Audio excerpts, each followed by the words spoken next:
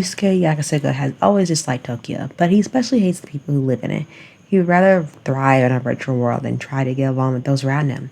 At the end of this one school day, he sees two popular athletes, Inu Shida talking to Kiza Haruzuya, who spends less time in school due to an illness, but he looks away for like 2 seconds, and the two and back again, and they seemingly disappear.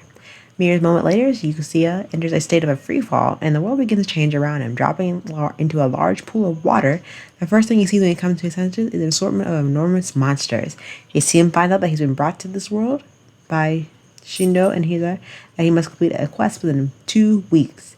There is one thing that separates the world from the real world. Anyone who dies will be brought back to life in 30 seconds, as long as one party member is still alive.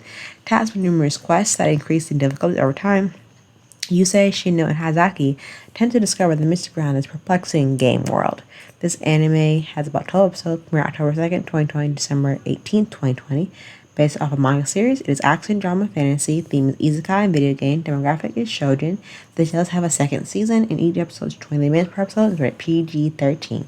Let's get started into the review. What I really like on Unstanding a Million Lives, like besides our main protagonist, he hates his life, he hates Tokyo, he hates the people that live in it, and that's like the main protagonist angst, he's like, he doesn't want nothing for his life, doesn't know what he just want to do, he's ready to get the dodge out of high school, and then mysteriously he sees two of his classmates, one who's very popular and one who's always out because of illness.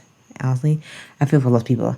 But when he looks back, they're mysteriously gone. They disappeared. And next thing he knows, he is disappearing from his world reality to virtual reality, where he's free falling and he appears at a who knows where and faced by a bunch of monsters, and to be face to face with those same two classmates that disappeared before.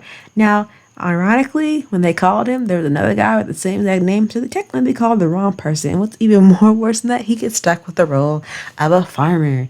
And what's even worse for their party is that they had to make sure at least one standing member is surviving, because if not, they cannot arrive within 30 seconds, because all the party members are dead, then they are dead in real life.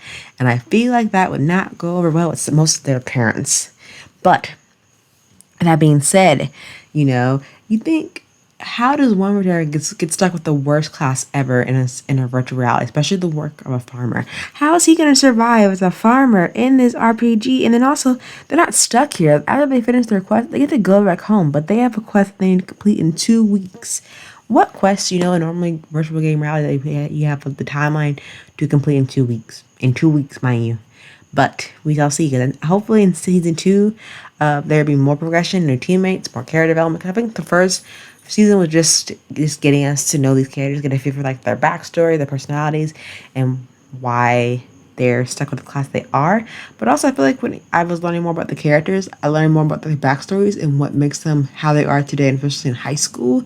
But I think overall, we're just barely scratching the surface of how we get to know these three, and especially there are more people that we add to the party. Like you saw before, there was a third girl, so that was a team of 4. But I think we're just barely figuring out like what makes them tick. Like the girl right here standing on the right, she has felt healthy the first time in her entire life.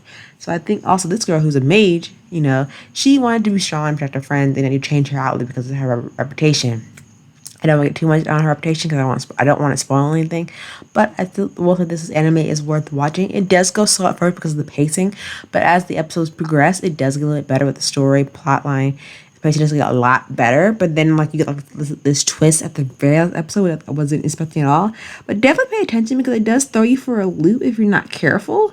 I will say this is the anime that you look out for all the particular details, because when they come back to the virtual world, time passes much quicker than in their world. So I will say look out for that. But Standing on a Million Lives was pretty good, and I can't wait to watch season 2.